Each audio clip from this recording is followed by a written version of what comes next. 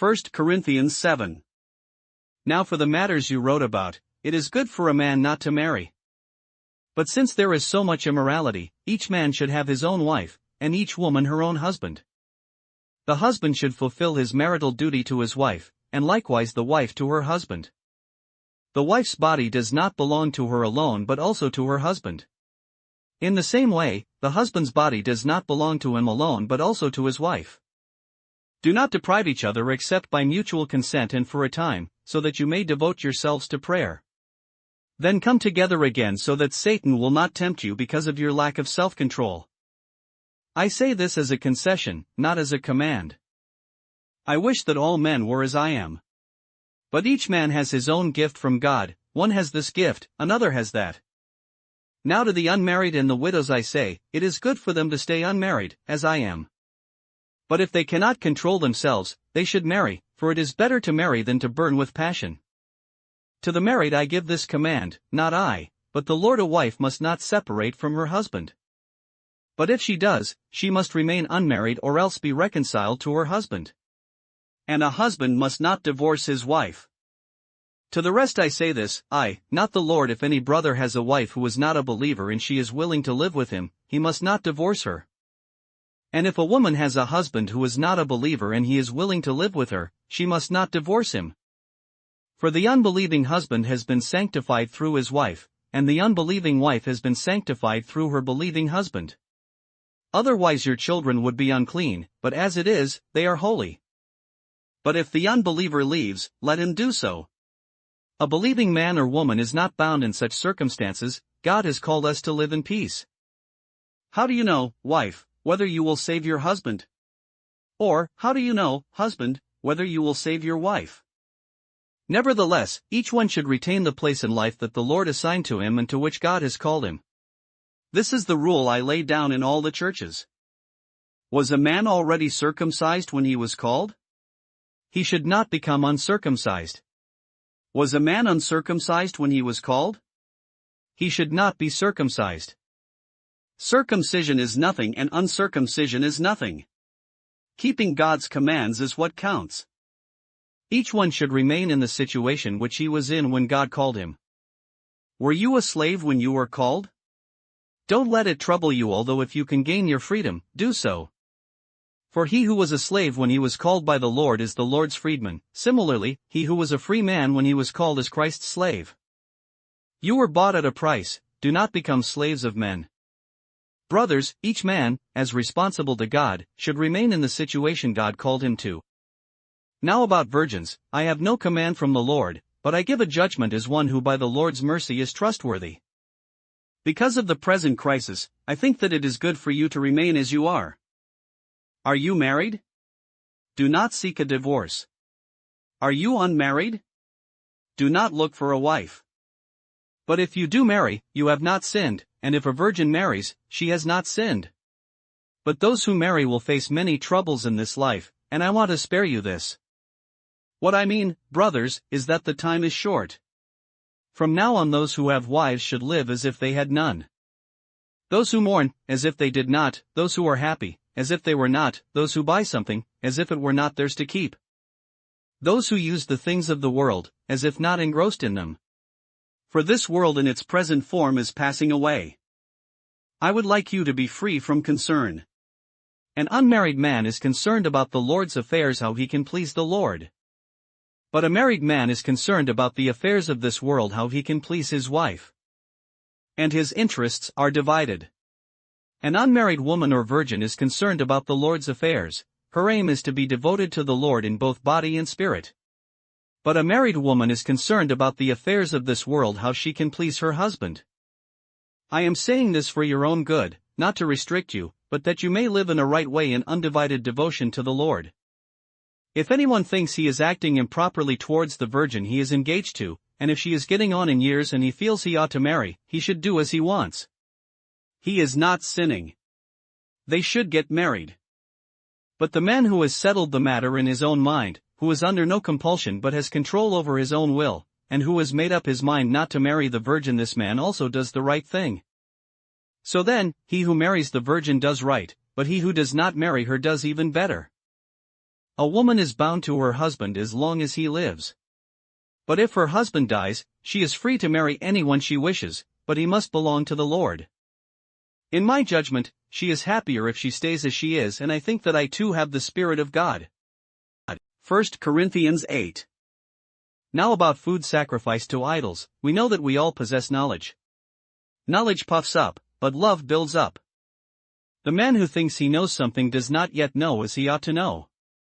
But the man who loves God is known by God. So then, about eating food sacrificed to idols, we know that an idol is nothing at all in the world and that there is no God but one.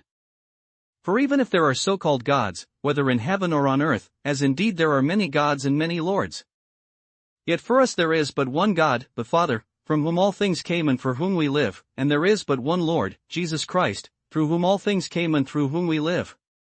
But not everyone knows this. Some people are still so accustomed to idols that when they eat such food they think of it as having been sacrificed to an idol, and since their conscience is weak, it is defiled.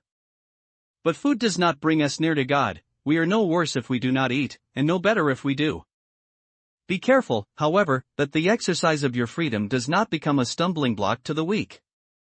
For if anyone with a weak conscience sees you who have this knowledge eating in an idol's temple, won't he be emboldened to eat what has been sacrificed to idols? So this weak brother, for whom Christ died, is destroyed by your knowledge. When you sin against your brothers in this way and wound their weak conscience, you sin against Christ. Therefore, if what I eat causes my brother to fall into sin, I will never eat meat again, so that I will not cause him to fall. Isaiah 3. See now, the Lord Almighty, is about to take from Jerusalem and Judah both supply and support, all supplies of food and all supplies of water. The hero and warrior, the judge and prophet, the soothsayer and elder. The captain of 50 and man of rank, the counselor, skilled craftsman and clever enchanter. I will make boys their officials, mere children will govern them. People will oppress each other, man against man, neighbor against neighbor. The young will rise up against the old, the base against the honorable. A man will seize one of his brothers at his father's home, and say, "You have a cloak, you be our leader, take charge of this heap of ruins." But in that day he will cry out, "I have no remedy. I have no food or clothing in my house, do not make me the leader of the people."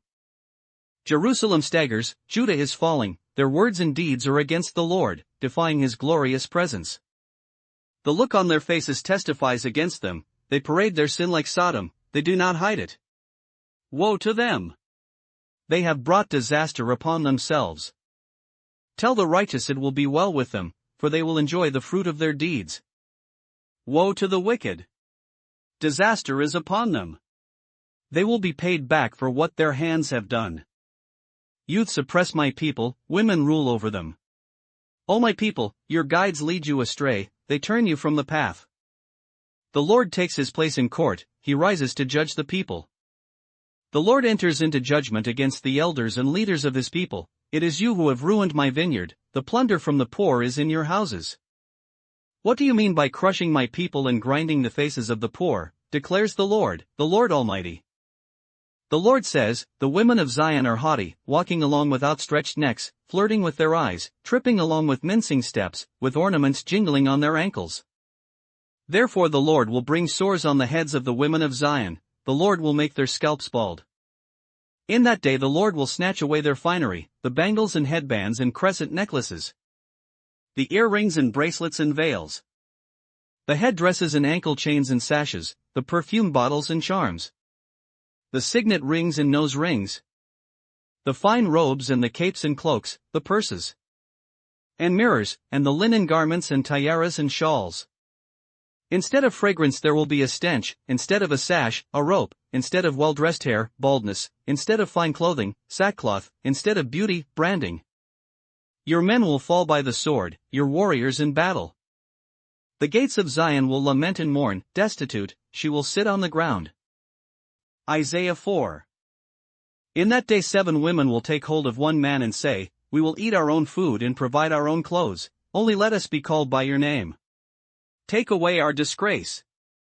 In that day the branch of the Lord will be beautiful and glorious, and the fruit of the land will be the pride and glory of the survivors in Israel. Those who are left in Zion, who remain in Jerusalem, will be called holy, all who are recorded among the living in Jerusalem. The Lord will wash away the filth of the women of Zion, he will cleanse the bloodstains from Jerusalem by a spirit of judgment and a spirit of fire. Then the Lord will create over all of Mount Zion and over those who assemble there a cloud of smoke by day and a glow of flaming fire by night. Over all the glory will be a canopy.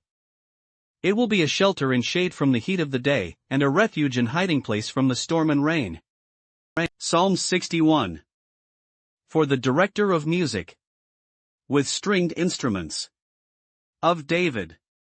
Hear my cry, O God, listen to my prayer. From the ends of the earth I call to you, I call as my heart grows faint, lead me to the rock that is higher than I. For you have been my refuge, a strong tower against the foe. I long to dwell in your tent forever and take refuge in the shelter of your wings. Selah. For you have heard my vows, O God, you have given me the heritage of those who fear your name. Increase the days of the king's life, his years for many generations. May he be enthroned in God's presence forever, appoint your love and faithfulness to protect him. Then will I ever sing praise to your name and fulfill my vows day after day.